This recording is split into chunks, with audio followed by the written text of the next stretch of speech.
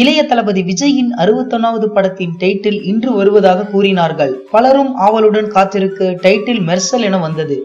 இதில் விஜய் நாம் முன்பே கூறியது போல் முறுக்கு மீசையுடன் உள்ளார்.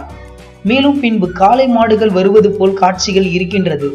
இதன் மூலம் ஜல்லிக்கட்டு சம்பந்தமாக ஒரு சில காட்சிகள் இருக்கும் என எதிர்பார்க்கப்படுகின்றது.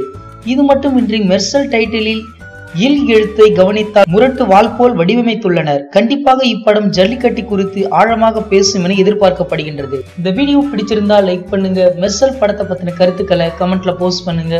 மேலும் இது போன்ற பல சுவாரஸ்யமான தகவல்களை உடனுக்குடன் அறிந்து கொள்ள சினிமா நியூஸ் அப்டேட்ஸ் மறக்காம சப்ஸ்கிரைப் பண்ணுங்க.